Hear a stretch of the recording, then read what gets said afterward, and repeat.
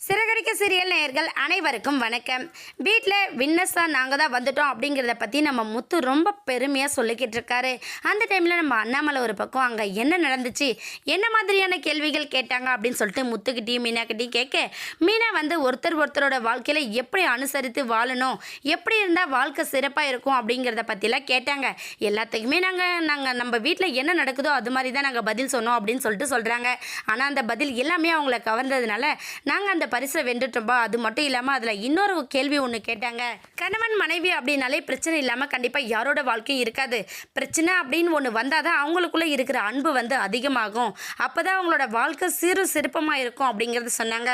அது மட்டும் இல்லாமல் அவங்களுக்குள்ள பிரச்சனையே வரல அப்படின்னா ஒன்று கணவன் மனைவிக்கிட்டேயோ இல்லை மனைவி கணவனுக்கோ தெரியாத ஏதோ ஒரு மிகப்பெரிய ரகசியத்தை மறைச்சி வச்சுருக்காங்கன்னு அர்த்தம் அப்படின்னு சொல்லிட்டு அந்த ஜட்ஜு சொன்னாங்கப்பா அப்படின்னு சொல்லிட்டு நம்ம முத்துவும் மீனாவும் சொல்ல, உடனே ரோகிணியும் மனோஜும் ரொம்ப ஷாக் ஆகிறாங்க. என்னடா இது, நம்மளை பற்றின உண்மையெல்லாம் வெளியே வந்துருமோ அப்படிங்கிற மாதிரி நம்ம ரோகிணி ஒரு பக்கமும், நம்ம எந்த உண்மையுமே மறைக்கல அப்படிங்கிற மாதிரி நம்ம மனோஜ் ஒரு பக்கமும் யோசிக்கிறாங்க.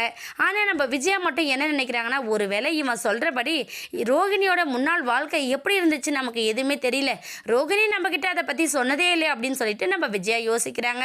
யோசிக்கிறதோடு இல்லாமல் விஜயா என்ன தான் யோசித்தாலும் அந்த யோசனையை எப்படியாச்சும் முறியடிக்கணும் அப்படின்னு சொல்லிட்டு நம்ம ரோகிணி வேறு ஏதாச்சும் ஒரு பிளானை கொண்டு வந்து அந்த அணைக்கட்டாக போட போகிறாங்க. எப்படியும் ஒவ்வொரு ப்ராப்ளம் வரும்போது ஈஸியாக எஸ்கேப் ஆயிடுறாங்க நம்ம ரோகிணி. இந்த டைம் ஆச்சு நம்ம ரோகிணி வசமாக மாட்டி அவங்களோட பேக்ரவுண்ட் என்ன அப்படிங்கிறத நம்ம முத்து வெளிக்கொண்டு வந்தார் அப்படின்னா ரொம்பவே சுவாரஸ்யமாக இருக்கும். வெயிட் பண்ணி பார்க்கலாம். இந்த வீடியோ உங்களுக்கு பிடிச்சிருந்தா மறக்காமல் நம்ம சேனலை சப்ஸ்கிரைப் பண்ணுங்கள். தேங்க்யூ.